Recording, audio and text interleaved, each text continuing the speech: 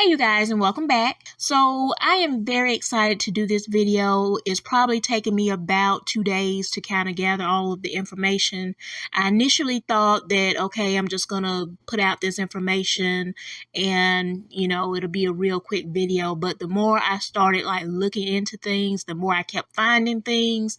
And so it wound up being 2 days before I finished looking and researching and things like that. But I wanted to do this video because I saw the story where the Sahara Desert was turning green. And this made me very excited because it reminded me of the video that I did talking about the two solar eclipses that will be crossing over and making the sign of the X or the actual Tav over modern day Egypt, which is also the same Egypt detailed in the Bible concerning the Exodus story. And I did a video talking about the two sets of eclipses because we had a set of eclipses over America, and it was actually a set of three. It was two solar eclipses that crossed each other, and then a third one that came in, and actually it was the second one, but it was an annular solar eclipse, and those three together make the sign of the Aleph. Now, I've heard a lot of people say that the sign over America was the Aleph Tav, and I don't know Hebrew, so that may be true, but the way that I look at it and the way that I see it, the way the eclipses take place, is the sign over America is the Aleph. When I look at the eclipses over Egypt, none of the other eclipses that are going to be coming around actually touch or intersect or interact with those two that form the X or the Tav over Egypt. Now, again, I don't know Hebrew, so maybe in ancient biblical days, they wrote the Aleph Tav together like that. I'm not sure, but that's just how I processed the information when I looked at the two sets of eclipses. And now this is why I focus on these two sets of eclipses. Over America, the two total solar eclipses that crossed over, they met or made the X over a section of America in Illinois that was nicknamed Little Egypt. Okay. In particular, they crossed over a small town named Makanda, and their slogan was the Star of Egypt. So you have the eclipses over in America that are crossing over America, the two total solar eclipses, and they are crossing over Little Egypt, and then you have two total solar eclipses that are crossing over Big Egypt. I get big Egypt or main Egypt or however you want to call it.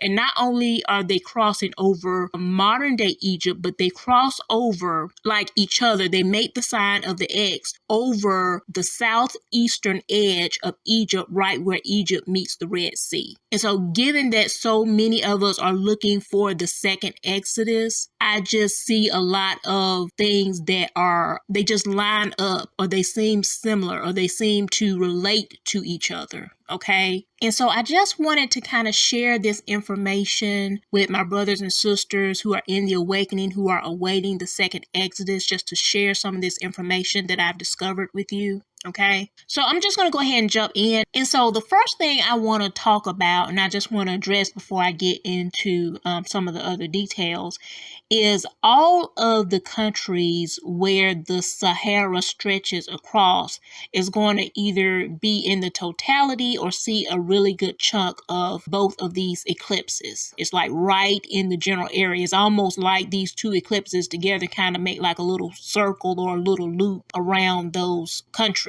It's also, for the first one, is going to be going between the top of Africa and the bottom of Europe. And then it's going to come down right down along the Red Sea. That's going to take place August 2nd, 2027. Okay. This one is going to be the longest duration of an eclipse over land since 1991 and until 2114. That'll be the next longest one that's going to occur in 2114. 14. And just some notable places that are going to be within the totality, meaning they will see the full eclipse, is Luxor, Egypt, which is the place of ancient Thebes, whereas where you have like the Valley of the Kings, the Valley of the Queens, Karnak, which was their like temple or whatever. Also where they have all those big old statues of the pharaohs and their obelisks and all such things like that.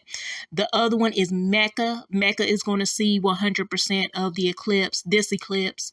Medina, and Mecca, of course, is a Muslim holy site. Medina as well.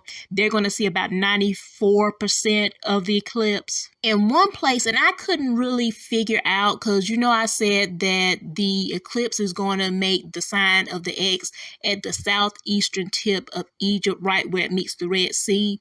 And so I couldn't figure out if there was any city that was in that little middle space, because what it looks like is it's just like a conglomerate of little cities in that region, and they just mark it as like the Red Sea governorate or something like that. And it's just a conglomeration of like 27 different cities that are right there at the coast, right next to the Red Sea.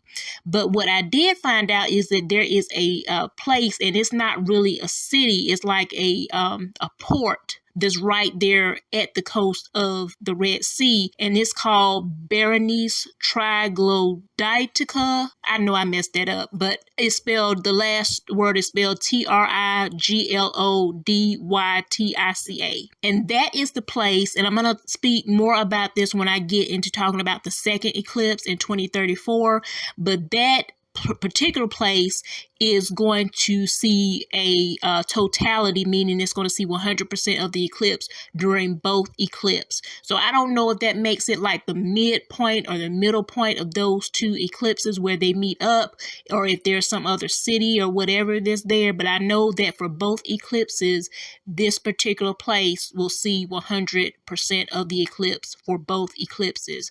And when I get more into like some of the background details about this location, about this port, then you are just going to be very like mind blown, okay? Especially if you are in the awakening and you know a little bit of the history of our people during Bible times, okay? And so far as like other locations that are going to be seeing at least partial of the eclipse, like these two eclipses are going over some major like biblically significant areas or locations. The Vatican is going to see about 74%, Rome as well about 74%. Ancient Babylon is going to see about 57% of the eclipse. Tyre is going to see 75%, and Sidon will see about 74%. And when I get to the last part, where I talk about the sorrow cycle for the last eclipse and how it relates back to the total solar eclipse of 1619, then I'll read a passage of scripture and let you know why I decided to include Tyre and Sidon in looking up the locations that will have some visibility of this eclipse. And so the total duration for this eclipse is going to be 6 minutes and 23 seconds, okay? And it's going to have the longest duration at that coastline that I told you about, the Berenice Troglodytica. I'm just going to call it Berenike because that's, I think, the nickname for it is Berenike, Berenike, okay? And it's going to have a duration of 6 minutes and 20 seconds over this location. And so I always like to, or in some cases, I like to consult the Strong's Concordance concerning certain numbers.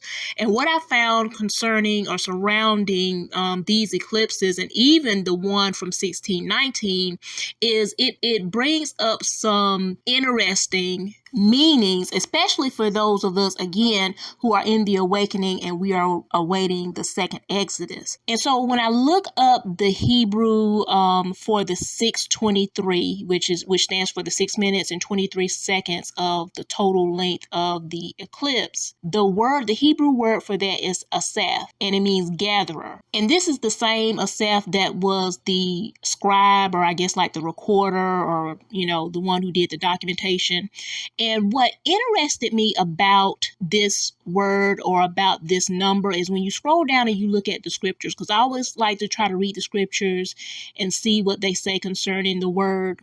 And one of the scriptures was 2 Chronicles in the 20th chapter. And what made this one stand out to me was I had just watched a video that day from a young woman on YouTube, and she did a video talking about restoration. And in it, she read a passage from this same scripture. And I'm not going to read it in this video, so if you want to, feel free to go and read, 2 Chronicles, the 20th chapter.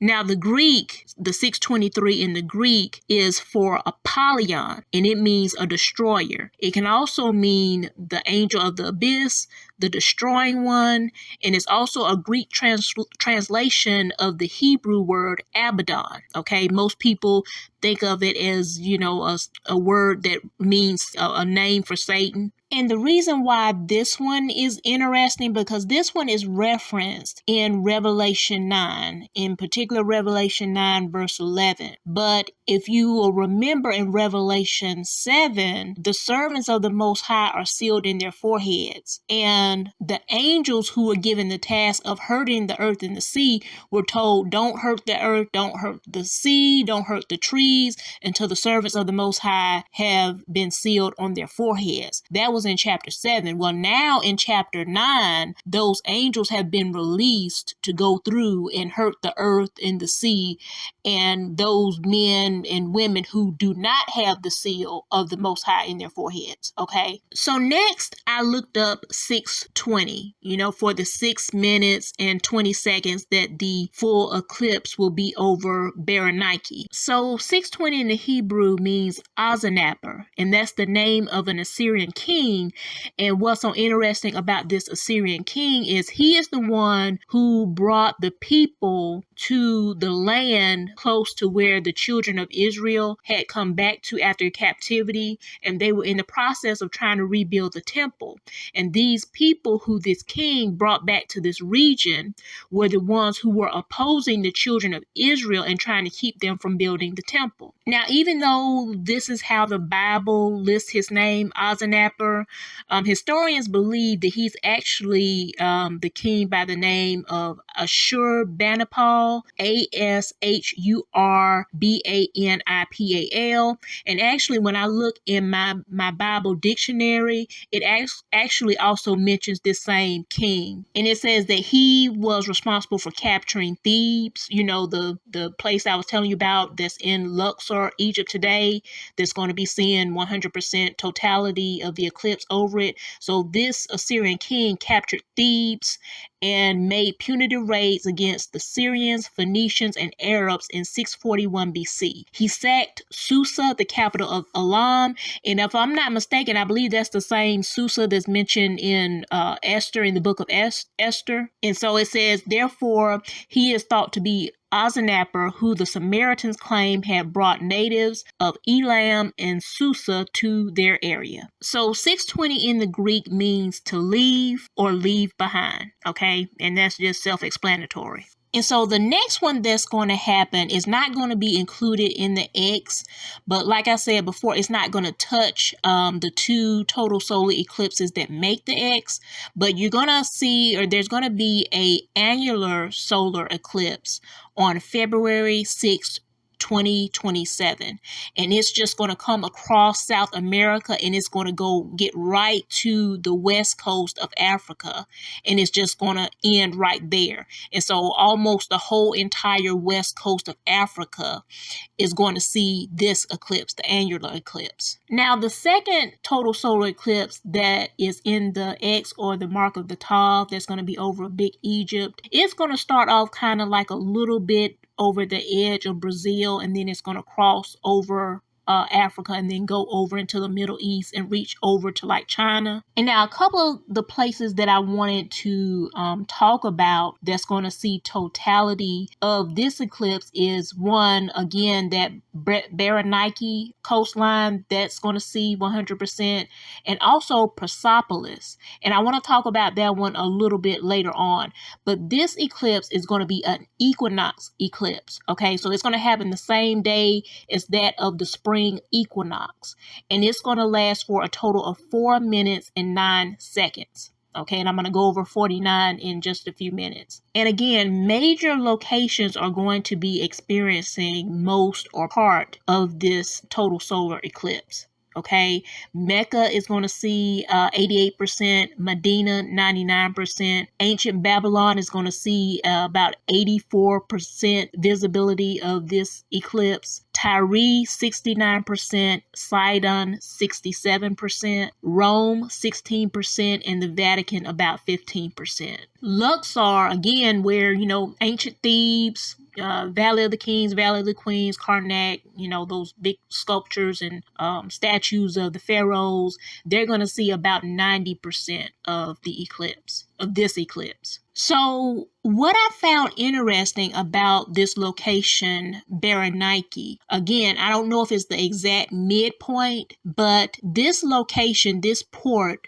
was founded by someone by the name of Ptolemy II Philadelphus. What's interesting about him is he is also the one who commissioned the writing of the Greek Septuagint. Okay, I just thought that was neat, that's like in the middle, in the center of these two total solar eclipses. And this location was founded by someone who has such a strong connection to what would have been the Israelites during that time. And now let's talk about this site, Persepolis, okay? Because it's not an actual city, it's more like a site, okay? And it's located in Iran, and it will be in the path of totality, meaning the full eclipse will be passing over this location. And what caught my eye about this location was that one of the people who are attributed with helping to build it is Darius the First. And if you will remember when I gave you the information for Hebrews 6:20 for the first eclipse, the word for that, or the meaning of that, was Azanapper.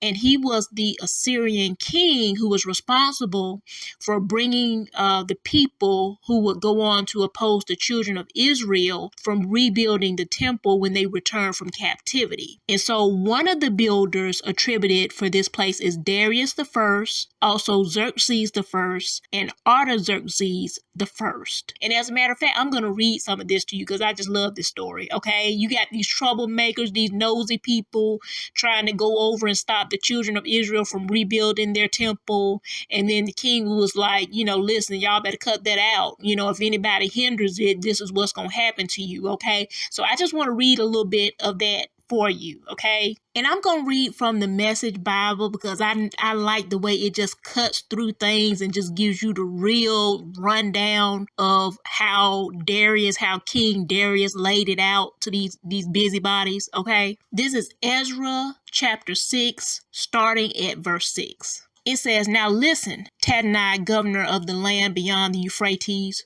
Shethar, Bozenai, associates, and all officials of that land.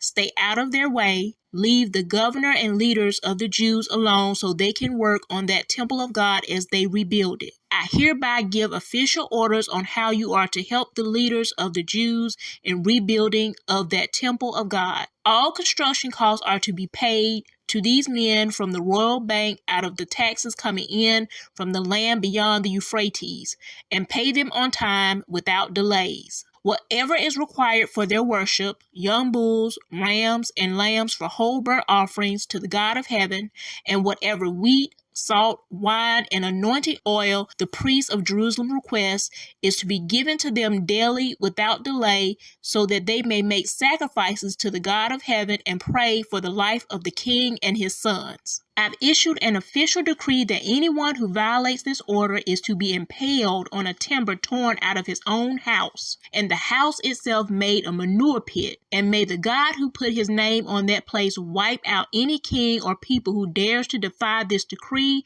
and destroy the temple of God at Jerusalem. I, Darius, have issued an official decree carried out precisely and promptly. And then the scripture after that just talks about how the building was completed. They didn't have no more trouble after those troublemakers went to the king and kept writing letters and trying to get him in trouble and trying to get him to stop the rebuilding of the temple. Now, also I told you that this eclipse, this second eclipse that makes the X over Egypt, is going to last for a total of 4 minutes and 9 seconds. So I went and I looked up 49 in the Hebrew, in the Greek. And what is interesting about that is I have the app on my phone to be able to look up Strong's numbers, and also just, just a general Bible app that has like the Strong's and other Bibles and things like that. And initially when I went to go look up the Hebrew for the 49, for the number 49, it wouldn't come up. And what happens is when I put in a number that doesn't come up, right? Either it doesn't come up at the top or I have to scroll down to find it. But whenever that happens, and I don't even know what the Hebrew number is, but the Hebrew number for that Tatnai the governor that was listed in the scripture, that one always comes up. So when I read through this, I was like, that name looks familiar. And that's because every time I put in a number that either doesn't exist in the Strongs or it's one to where I got to scroll down a little bit, that one always comes up to the very top. And so I don't know why that is. I guess I need to look at the number and see what it is. But it didn't, 49 in the Hebrew didn't come up. And so I just figured that, when I scrolled through like the listings, I just figured there was no 49 in the Hebrew.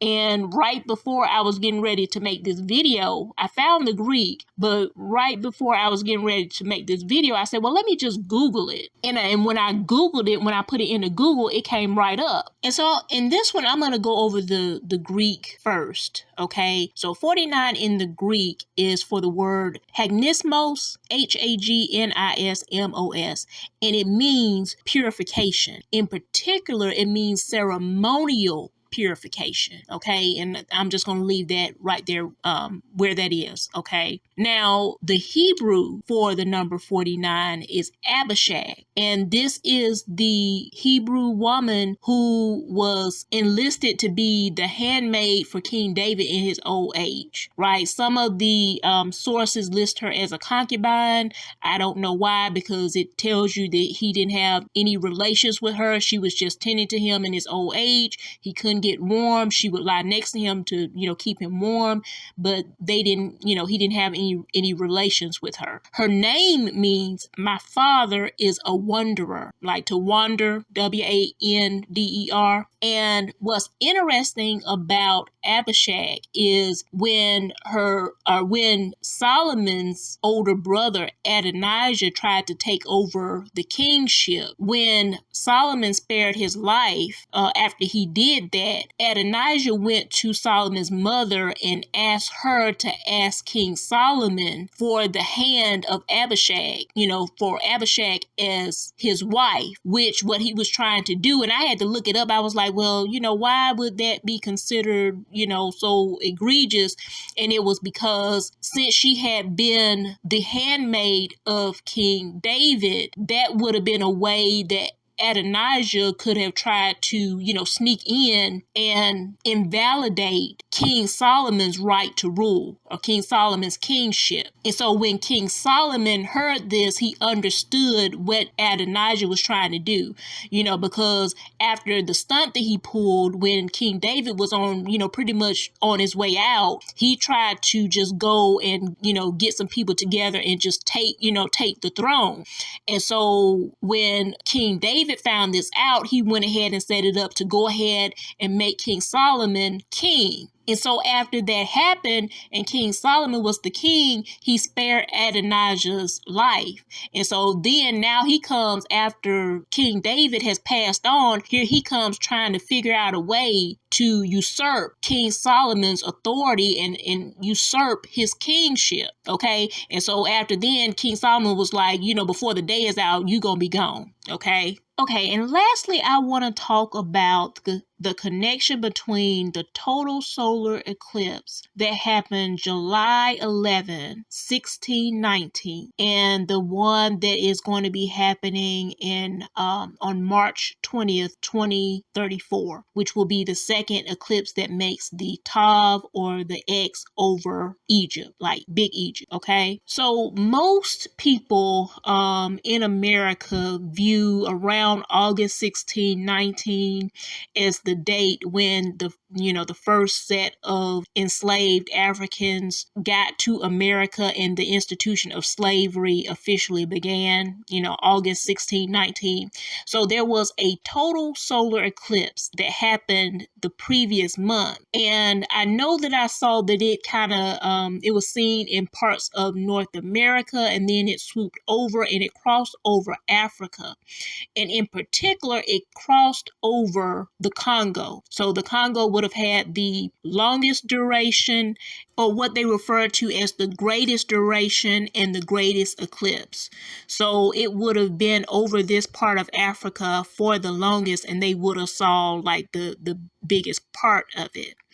And what I have read is that most of the enslaved Africans came from the Congo/Angola region of Africa. They came from other places, but most came from that particular area. There was also a partial lunar eclipse that occurred, and because these happened so long ago, it's kind of hard to get all of the details that you can get like on the recent eclipses.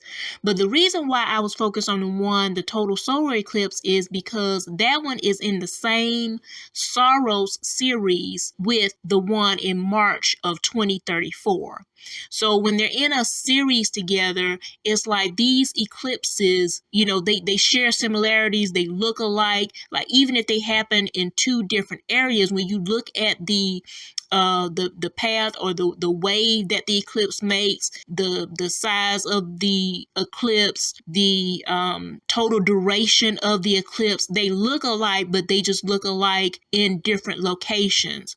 So the one from July 1619 and March 2034 are in the same Saros series number 130 together. Okay, so the one that happened shortly before our ancestors got here, and then who knows, the one that will happen maybe shortly before we go back home, would be in the same Saros series together. Okay, and so the total duration for the one on July 11th, 1619 is 6 minutes and 41 seconds, which is even longer than the August 2nd one in 2027. So just like with the other eclipses, I looked up 641. And now this one was extremely interesting to me. 641 in the Hebrew stands for the name Ephod, right? In this instance for 641 is standing for the name of an Israelite,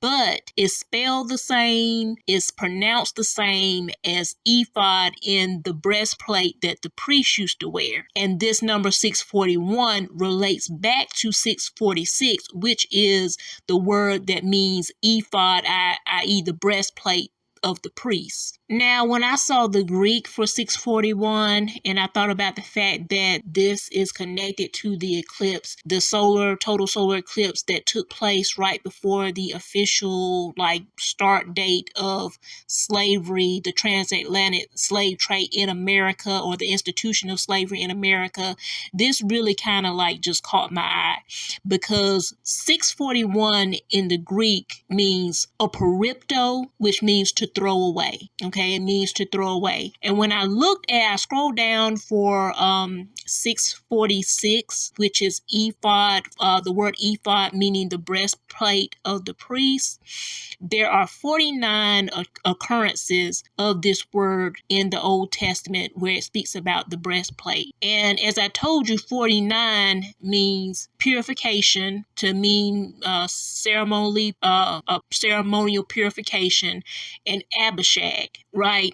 And that's why I went into that about why what Adonijah did was so egregious in asking for Abishag to be his wife, because he was pretty much asking for King Solomon's authority or kingship. Okay.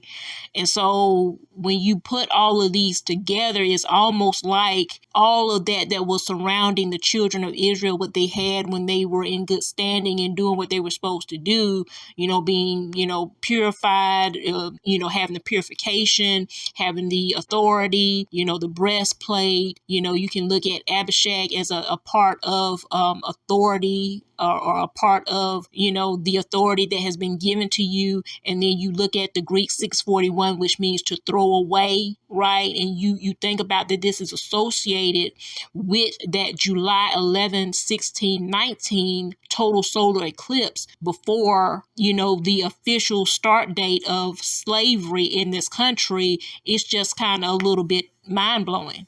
Okay, it's just a little mind-blowing. Okay, and so I want to tie some things together. One of the reasons why I listed the visibility of the eclipses for, I call it Tyre, Tyre, that's listed in the Bible, and Sidon. Okay, the reason why I listed those in there, I'm going to get to those right now. I'm going to read you a little bit about the first delivery of the enslaved Africans to Port Comfort in America. So the name of the ship that brought them was called the White Lion. It says the English privateer ship White Lion left Africa in late August 1619 when it captured 50 to 60 enslaved Africans from the Portuguese slave ship San Juan Bautista. The White Lion and the English ship treasurer attacked the San Juan Bautista while it was trying to deliver its captives to Mexico. The White Lion was operating under a Dutch letter of marque, which allowed it to sail as a privateer. A letter of marque was a commission issued by a government to a private ship owner that allowed them to attack foreign ships and participate in a war effort. The ship owner was called a privateer, and the ships they captained were known as privateer ships. The White Lion captured the Africans from a Portuguese slave ship and traded them to English colonists for food. Now, I want to read you a passage from Joel 3, verse 3 through 6. And they have cast lots for my people, and have given a boy for an harlot, and sold a girl for wine, that they might drink. Yea, and what have ye to do with me, O Tyre, and Zidon, and all the coasts of Palestine? Will ye render me a recompense? And if you recompense me, swiftly and speedily will I return your recompense upon your own head, because ye have taken my silver and my gold, and have carried into your temples my goodly pleasant things. The children also of Judah and the children of Jerusalem have ye sold unto the Grecians, that ye might remove them far from their border. And so in this story of this first shipment of enslaved Africans, it tells you they brought them here and they were selling them for food. So where the scripture is telling you, that you sold a boy for a harlot, and, you have given a boy for a harlot and sold a girl for wine that ye might drink. Well, you see a clear example of what the Bible is talking about right there in the very beginning of the institution of slavery. And so this is why I wanted to include those numbers and include those locations so far as, how much they will experience this eclipse. And these two eclipses are hitting some heavy hitters. Okay, you have all of that paired with the fact that the Sahara itself is turning green and is blossoming and it's changing, and it looks like it's getting prepared and getting ready for something, right? From the earth to the sky, it just looks like something is going on, something major is going on. It just looks like the Most High is gearing up to do something big, okay? So I just wanted to put all that together And like I said, every time when I thought, okay, well, I'm done looking up stuff, I'm done, researching stuff, and it's time for me to go ahead and make the video, I would find something else. So much so that one night I was up to literally 9 in the morning, and even then, I couldn't go to sleep. I was just so like my mind was like, okay, well, I need to look up this and I need to look up that. So I just wanted to put that information out there for my brothers and sisters who are patiently awaiting the second Exodus, our rescue, our escape.